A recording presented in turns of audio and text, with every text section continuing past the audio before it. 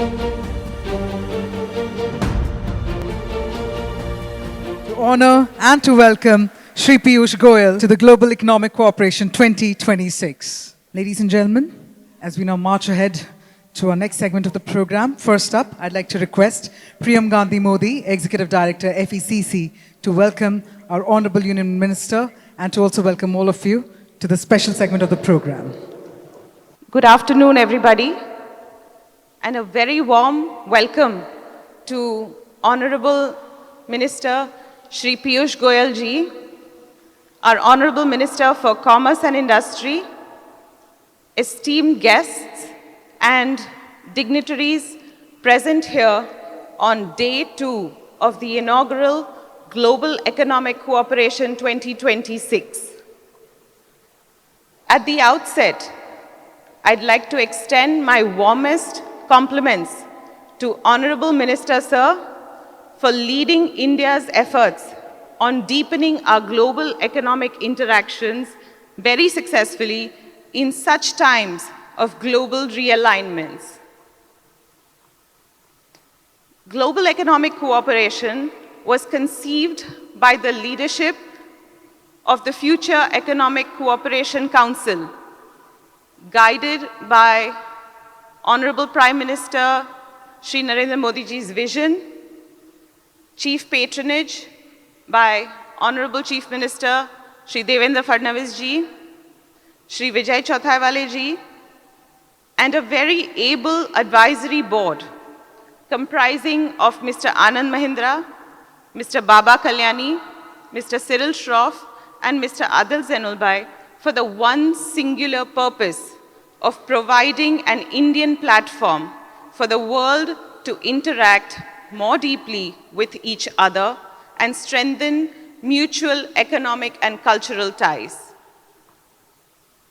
As a rising power, the fourth largest and the fastest growing large economy, we believe that the time has come for India to take on our guiding civilizational philosophy of Vasudhaiva Kutumbakam, the world is one family, to a global audience. With a world undergoing realignment, India offers trust, strength, resilience, and motherhood.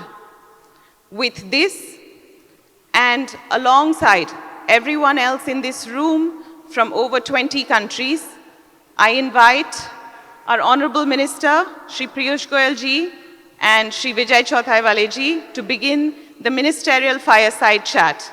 Thank you once again, and a very, very warm welcome. Thank you. So good afternoon, everyone. It is indeed a great privilege and honor that Minister of Commerce and Industry, Honorable Shri Piyush Goyal, is among us in spite of his very busy schedule, and you can see he has some minor health issues also, but only because of his love for us, all of us, he has come here. So first of all, Piyush ji, thank you very much. It is indeed a great honor for us. So this is going to be a conversation with Piyush ji. So Piyush ji, what is the economic diplomacy for you? Well, I think the first principle of economic diplomacy is that don't sit so far away from your stakeholders. Come closer to them.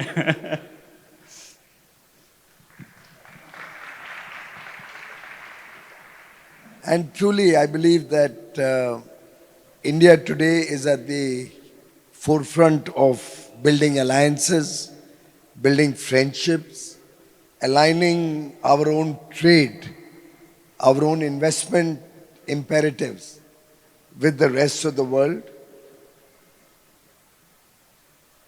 End of the day, we are looking for a $35 trillion economy by 2047 to power India into the League of Developed Nations. And that's how we'll bring prosperity to all people. And towards that end, gone are the days that one could live in economic isolation. One has to engage with the rest of the world. One has to expand international trading arrangements. You have to secure markets. You have to secure larger amounts of investments, opportunities for trade. Engage with countries who can give you the best of class of technology, yet at the same time opening opportunities for our youth, our capital also to work in other geographies. So it's really all about growth imperatives, a global outreach, creating a global standing for the country, and ensuring a more prosperous future for every Indian, which cannot happen in isolation, which will happen in this interconnected world through partnerships and friendships. Thank you. So, Piyush ji, you have successfully concluded some 8 or 9 trade deals. So, it must be a record for any commerce minister to do it in such a short period of time. Some of the deals we were talking for 20 years. So what is the secret formula you have? Well, I think if one was to encapsulate it in one word, it's trust.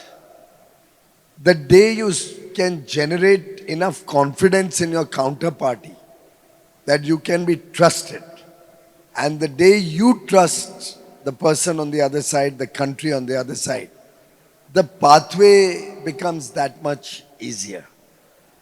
I think over the last 3 or 4 years, post-COVID, since we once again started talking to the world about opening our doors to international agreements, free trade agreements, we've done 9 agreements between 2022 and now, in about 4 years' time. In these 4 years, these 9 agreements have been negotiated from a position of strength. Today, India doesn't engage as a meek country. We are not apologetic about some of the problems that we have. We are negotiating for the future. After all, a free trade agreement or any new deal that we work out is about the future. We may have had many issues in the past, but what we are offering is an opportunity to participate in India's future, let's say next 20, 30, 50 years. One has to crystal gaze into the future. And when you crystal gaze into the future, there is no opportunity mankind has ever provided which can even come close to the India opportunity from now, at least until 2047 and then beyond. We'll be adding $26 trillion. $26 trillion will be adding to our economy. And I don't think we have ever seen this kind of rapid growth ever in history, or we will see it ever in the future. And which is what makes India a very attractive trading partner. When we negotiate with a position of strength, you're able to balance national interests. You're able to also take care of sensitivities. Like in all our trade deals, our farmers' interests, our MSMEs' interests, our fishermen's interests, the interests of jobs in India, these have been paramount in our negotiations. We haven't opened dairy for any country whatsoever. Countries like Australia, New Zealand, US or Europe have never opened or done a free trade agreement without dairy as an integral part of the FTA. But they've accepted to do it with India. Once you're able to generate the confidence in them that genuinely it is impossible for us to open it. Our small dairy, our marginal fishermen, marginal farmers with 3 or 4 livestock cannot compete with the mechanized dairies of the West or the developed world. And once you are honest about what you are saying and you build up that trust, then it's very easy to protect your sensitivities, your defensive interests, ensure that you get a good deal in your offensive interests, what you really want on the other side. So when I want to discuss labor-oriented sectors, textile, footwear, leather, when I'm looking at opening market access in pharmaceuticals, or for our farm products or fish products, or when I'm trying to get technology and investments into India, it's very easy to get the best deal when you are sincere, you're honest, when you are able to logically show your position and demonstrate your strength with full sincerity. So, Piyush, you used two words. One is trust and other is a position of strength. But 10, 12 years ago, when Prime Minister Modi came to power, both were lacking among the global governments, capital markets. So what are the systemic changes you and Prime Minister Modi have done to gain both of these to the internal stakeholders? That's a good question, Vijay Bhai. If you reflect on the last 12 years, I would think the 12-year journey from 14 to 26 has rested on three principal pillars. One, we set the macroeconomic fundamentals of the country right. What we inherited in 2014, save and except for some of the young children in the room, I think everybody else will jolly well remember what kind of a economic mess and what kind of an international standing, being a fragile five economy, we inherited in 2014. And I remember many of us were of the opinion, and we put a lot of pressure that we should come out with a white paper so that the world knows what we have inherited. And tomorrow we are not blamed for the mess. But it was Prime Minister Narendra Modi's sagacity that he refused to do that. He recognized that when we have a problem, you don't go around town showcasing your problem. That will only aggravate the problem, it will make it worse. Nobody will want to work with you. Nobody will want to do business with you. When you have a problem, you underplay that. Showcase your strengths and move forward. And that's exactly what he did, and very, very systematically. Despite the 2-year break of COVID, which kind of set us back a little bit, we have labored on and moved from the 11th largest economy to the 4th largest GDP in the world. By 2027, 28, we'll be the 3rd largest GDP in the world. So macroeconomic fundamentals was one important pillar. The second important pillar was public welfare. That's inclusive growth. You cannot have growth for a few people only. And towards that end, he focused that what once upon a time used to be folklore. You know, movies were made on roti, kapda, makan. The people of India were struggling for 2 square meals a day. We had at one point of time, now of course that number has significantly reduced, more than, I would think, 50 million, 60 million households who were living in shanties, who didn't even have a proper home across rural India. We had people struggling without electricity. Nearly 40 million homes didn't have electricity. 18,452 villages had never seen electricity. Of course, many were in remote parts of India, in the forests, at the top of a mountain. But there were some very close to Delhi and Mumbai also. They never saw electricity in their life. Water in every home was a luxury that was only dreamt of. And the most disgusting of all, which I personally feel is a shame, that 67 years after independence, governments had come and gone, prime ministers had come and gone. Nobody thought of providing a simple thing like a toilet in every home. Some basic thing which protects the dignity of our sisters, of our daughters. What Prime Minister Modi did was all the basic needs of every citizen of India. Food, clothing, shelter, electricity, good road connectivity to their village, water connection, nal se jal, water from a tap in their home, good quality health care, Ayushman Bharat, good quality education, the national education policy, modernizing and integrating us with international systems of education. He basically focused on inclusivity, getting everybody a better quality of life.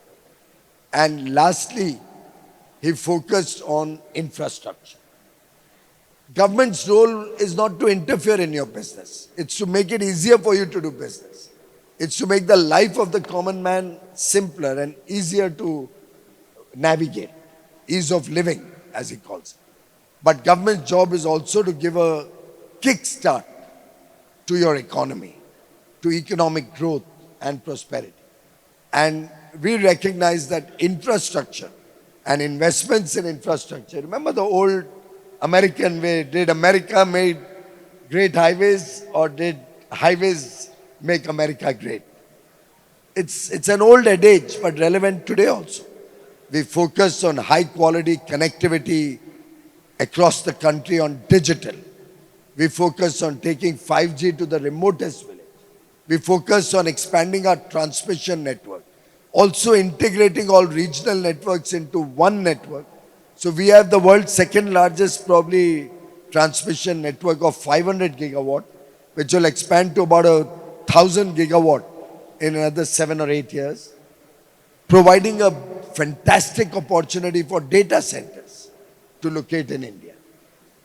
We focus on taking water from a tap to every home across India, as we ensured electricity across the country, length and breadth of the country and everywhere.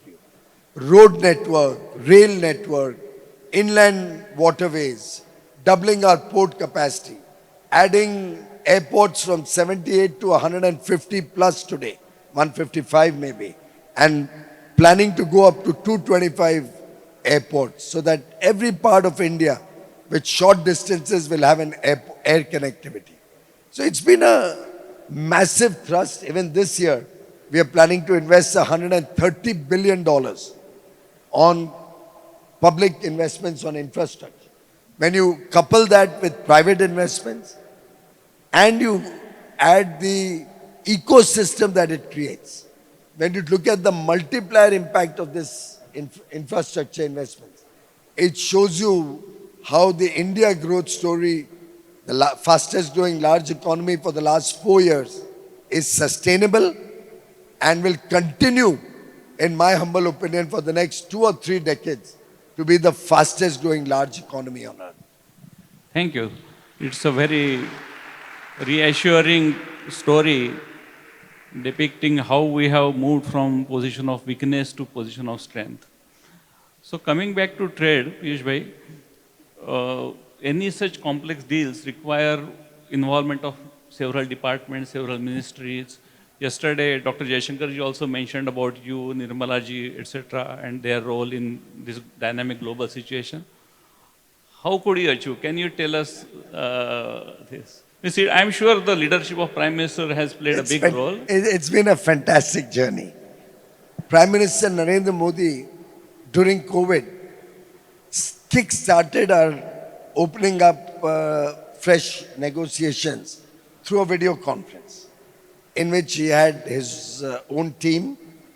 He had Commerce, who has to spearhead this work, the Foreign Office, Dr. Jaishankar, who has to ensure the integration of economic diplomacy and his own effort to build up friendships across the world.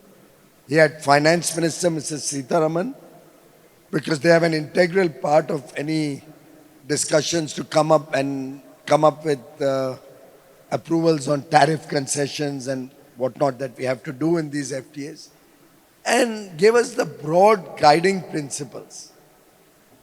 And then it was a whole of the government approach. I have not done a single agreement which had a single concession which was not approved both by the line ministry and by the stakeholders from the private sector.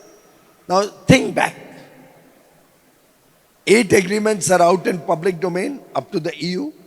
Have you heard a single complaint from any stakeholder? Anybody criticizing any element of those agreements? And you will not find one. You won't find one editorial criticizing the first 8 agreements. The 9th one I have not yet taken out in public domain because the final text has to be inked.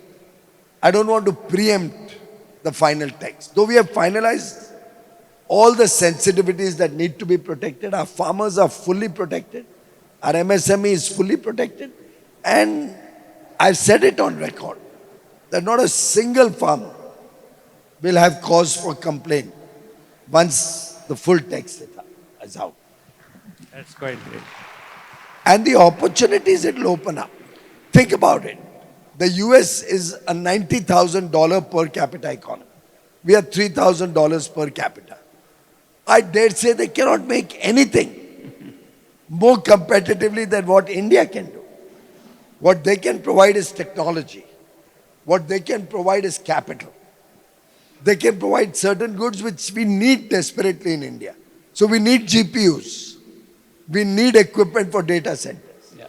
We need equipment for high quality quantum computing. So we will need certain things from America which are absolutely essential for our growth imperatives. We want to diversify our oil sources. I want to diversify the source of coking coal, for example. I have 2 or 3 geographies I'm dependent on. Prices keep fluctuating and increasing crazily. I'd love to have American coking coal which is high quality coming to India. We need aircrafts. Don't we need aircrafts? We are all paying top dollar, crazy prices for aviation for lack of enough seats. And half the airports we don't have planes to fly. We need aircrafts. I have a $100 billion aircraft demand from America in the next 5 years. You can either get it from France or from the US. Airbus, which is a France. Italy, or whatever. European conglomerate, and we have Boeing. Embraer and Bombardier and all can provide a few planes, mostly executive jets and stuff like that. So I need $100 billion of planes. What's wrong?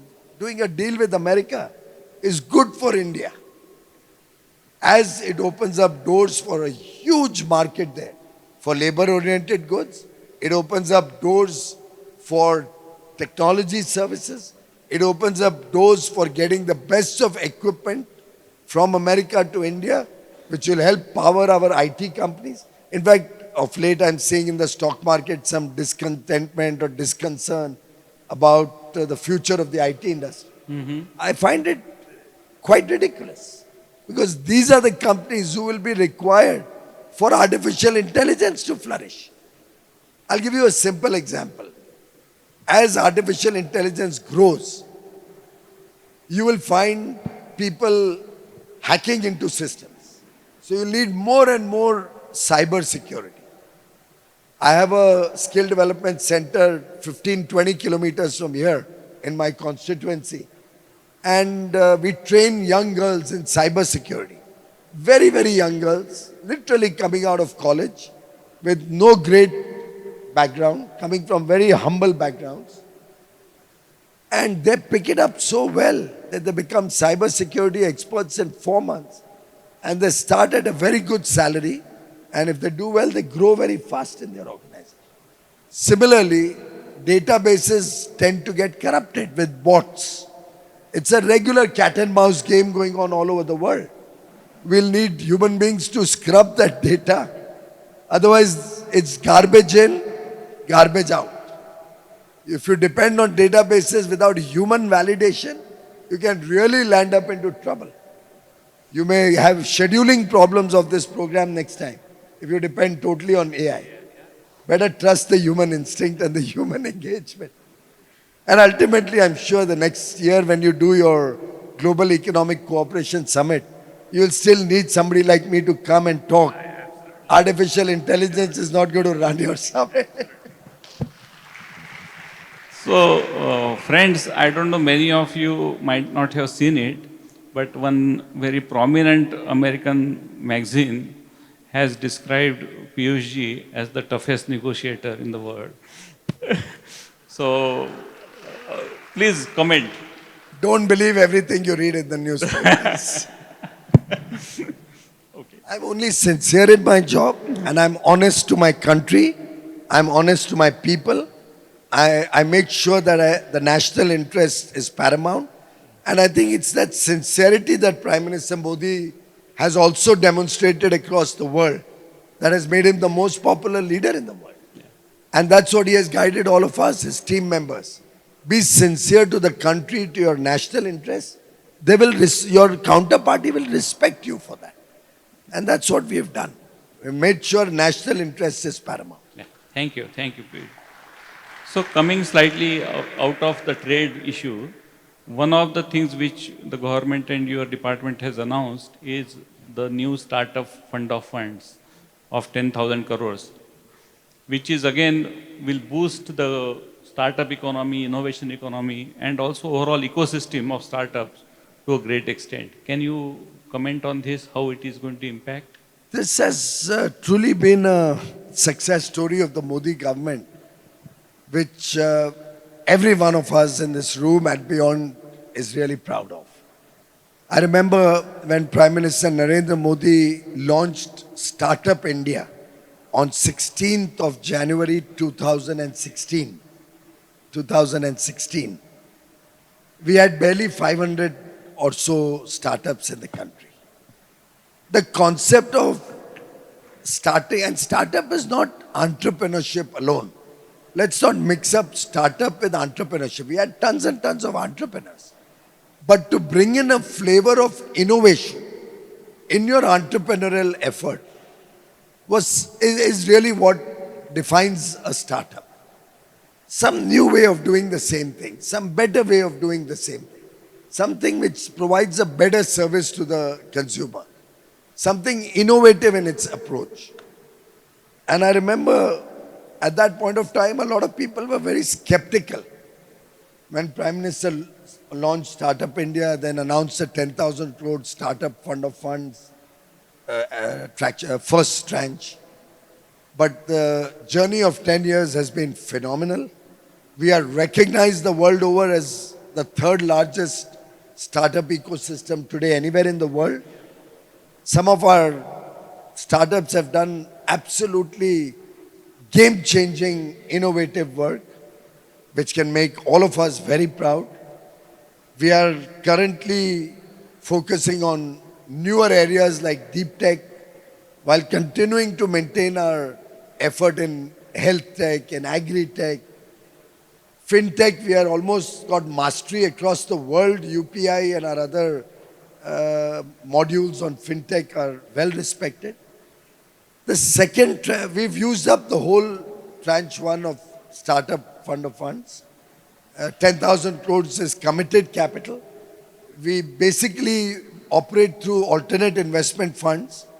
We provide the capital to the AIF who pools other capital and supports startups through their entrepreneurial or startup journey, through different phases of the journey. This time around, we are planning to use larger part of this fund, focused more on deep tech, which will include AI and quantum computing and machine learning.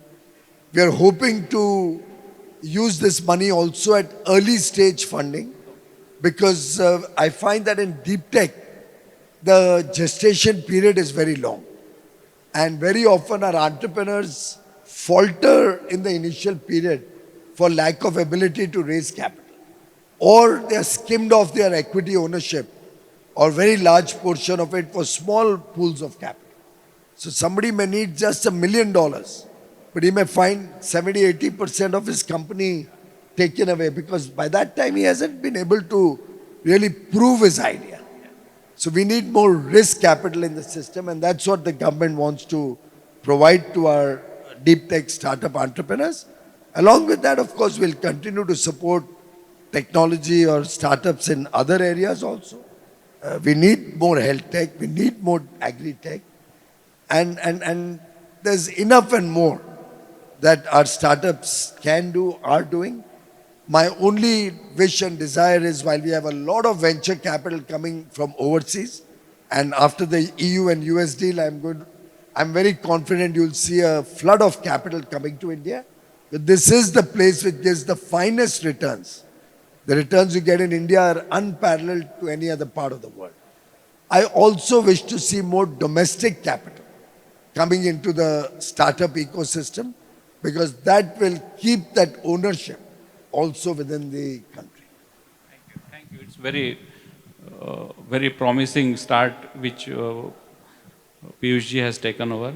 Piyush ji, two personal questions.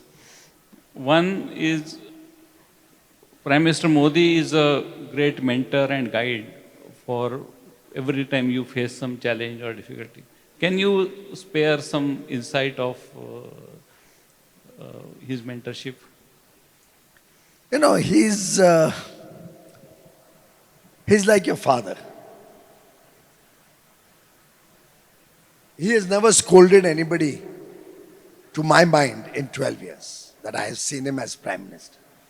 I suspect the same would have been the situation in Gujarat, but I wasn't interacting on a daily basis at that time.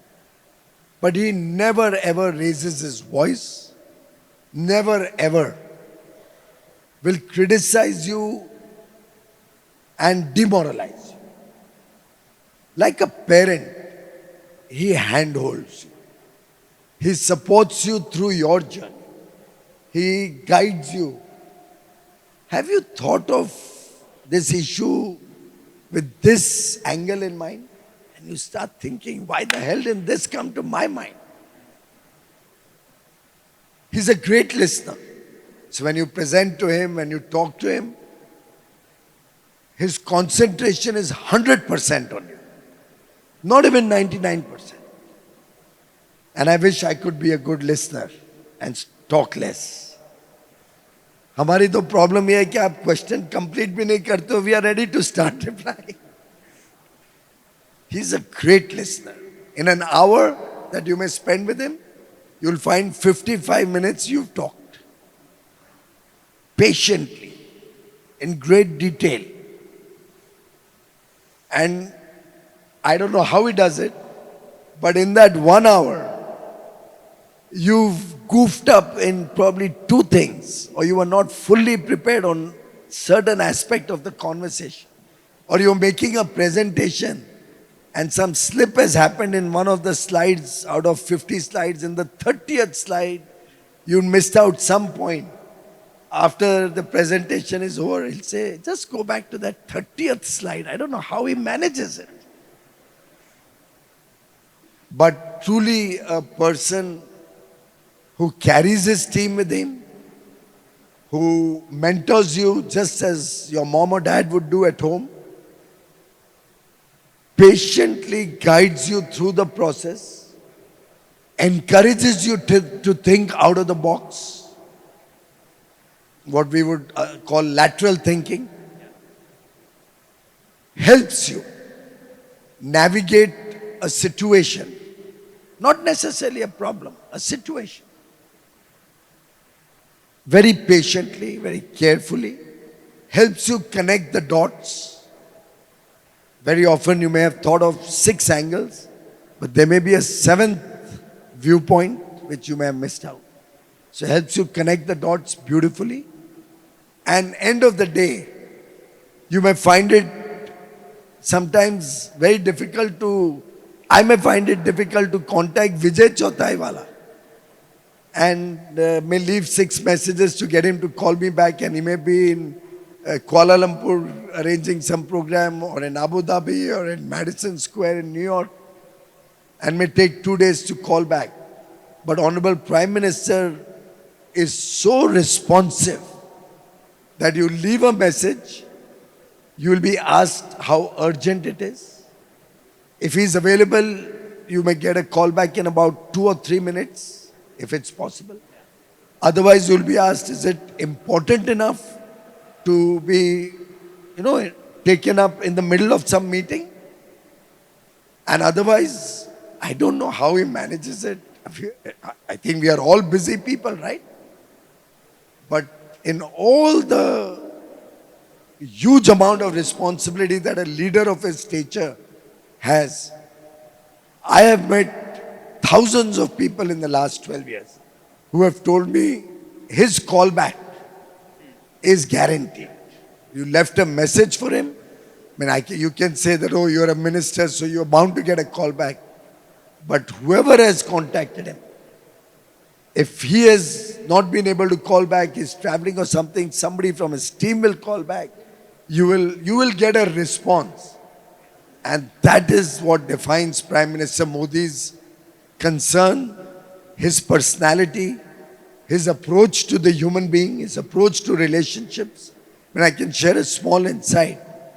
During COVID, every day, without fail, he would make maybe 10 or 12 or 15 calls to all the seniors, people who are above 75 years, older people, who he came across in his life since childhood to where he is now.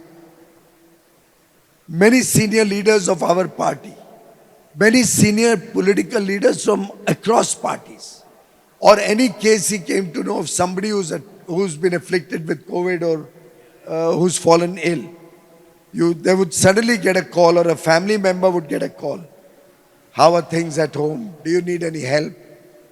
It's just the sensitivity of that human characteristic that he has, the humane characteristic, that he would connect with people. Some of them broke down, that the Prime Minister is calling. Somebody who crossed his path maybe 40 years ago, got a call from him. Are you okay? I heard your father's not well, or I heard you had a problem. Can I help you in any way? Is that human characteristic is what defines this gentleman. So about his micro observations, I cannot resist my temptation of sharing one incident. Once we were showing a video to him. It was some 10-15 minutes video, and at the end he said कि लगता है ये video एक particular state का नाम लेके ये state में record किया गया है.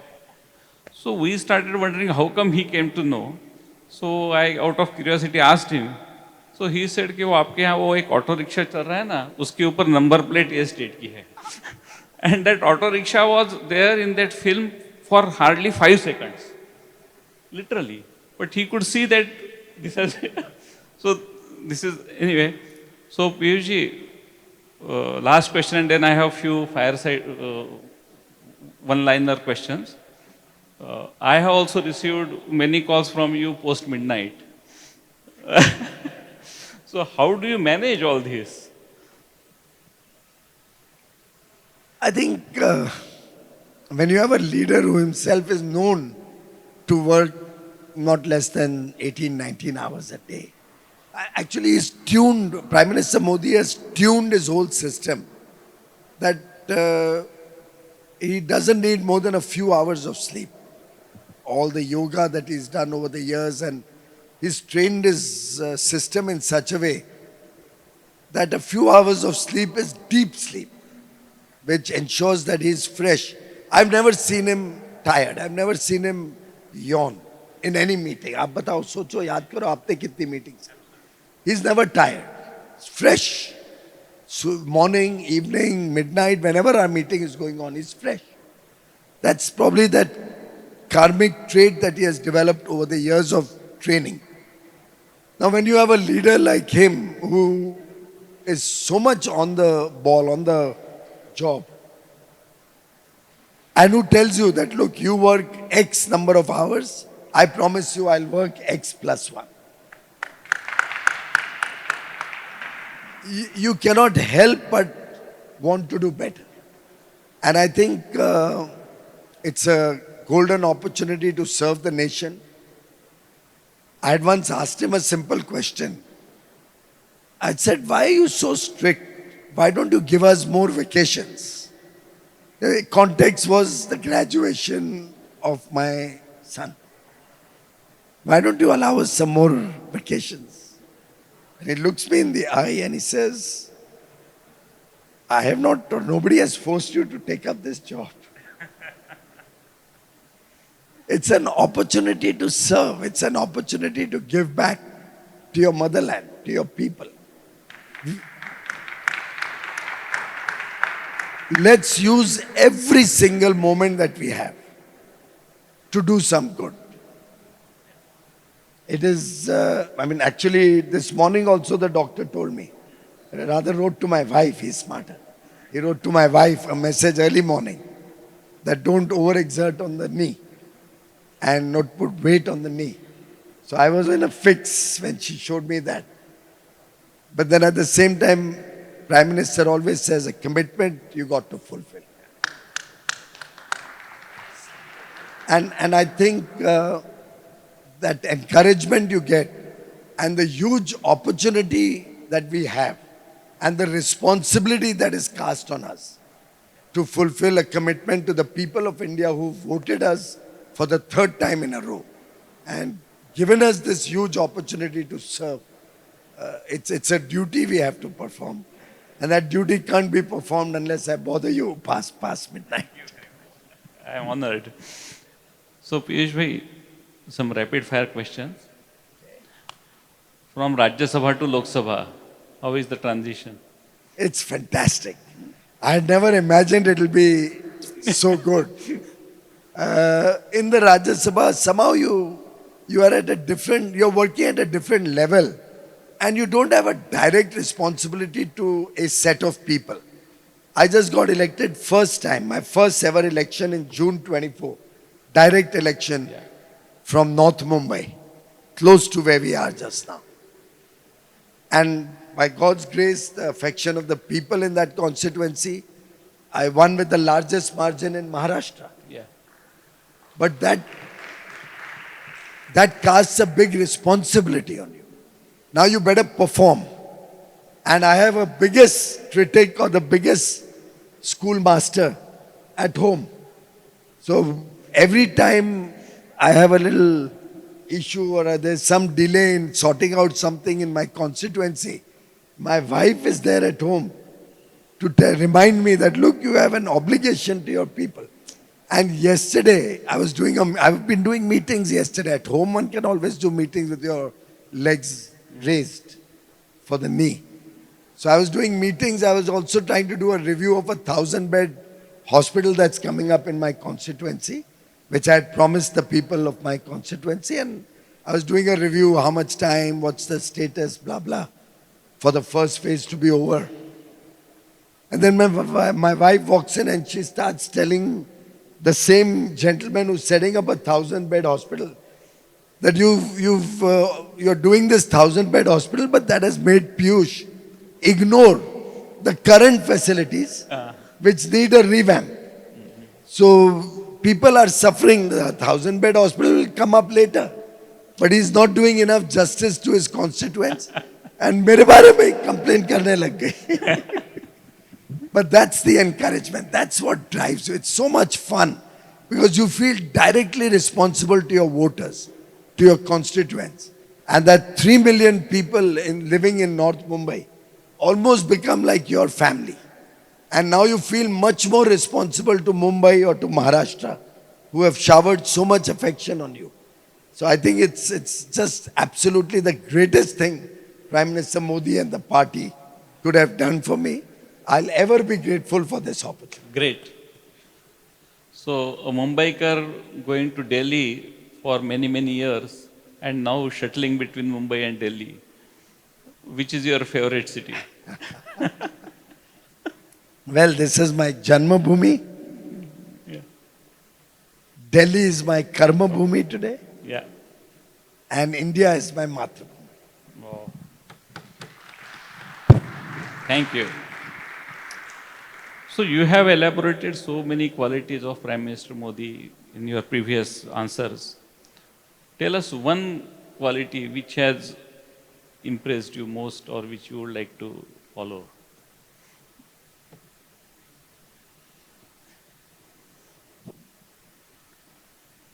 I did mention earlier that I would love it if I could imbibe in me the virtue of listening.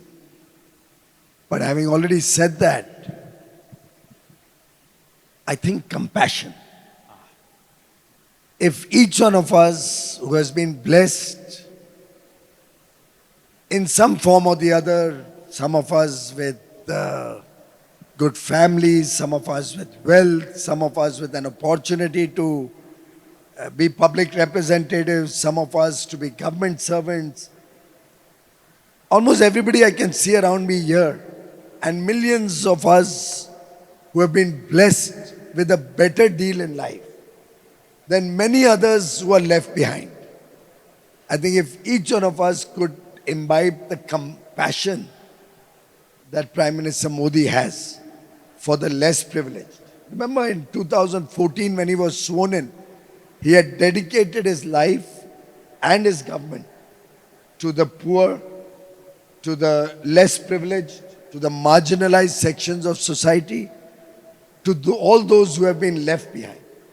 I think if I could be a far more compassionate person like him, and I could appeal to all of you to keep that fire of compassion burning in you throughout your life.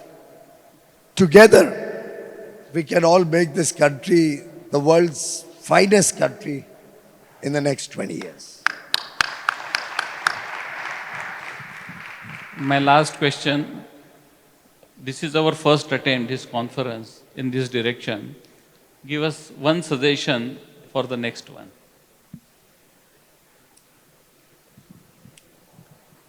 I think let's pick up certain themes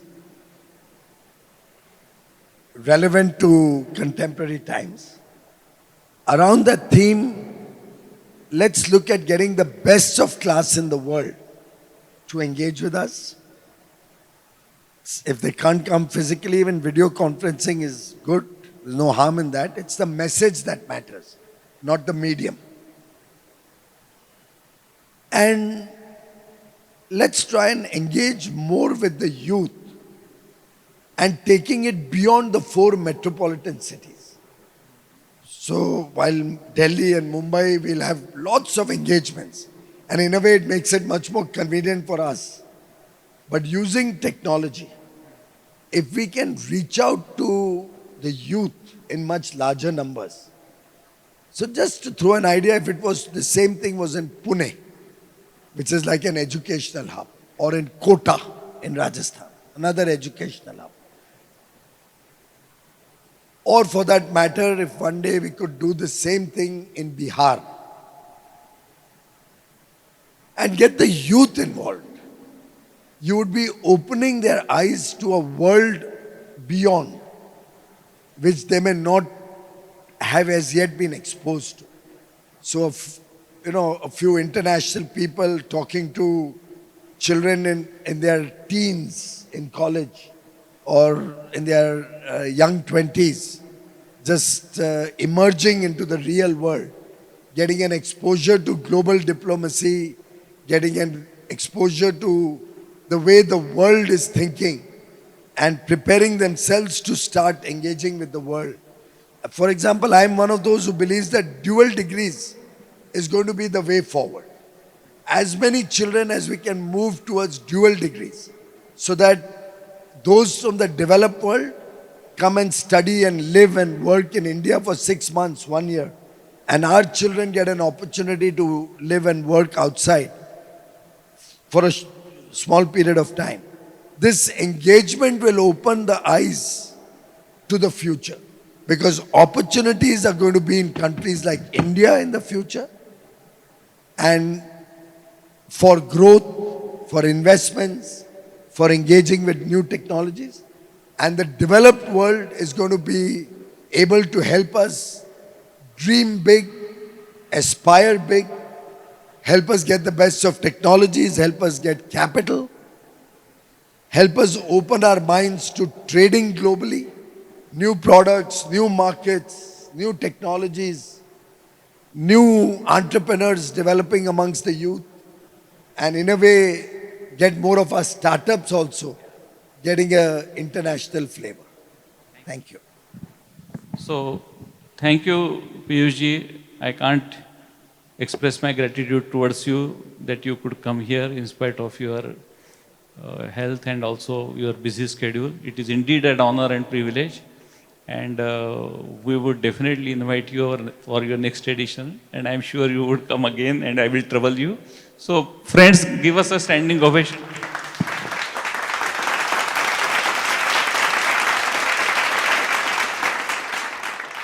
Thank you very much to our Honorable Union Minister of Commerce and Industry, Shri Piyush Goyal ji, for joining us here at the inaugural edition of the Global Economic Cooperation 2026.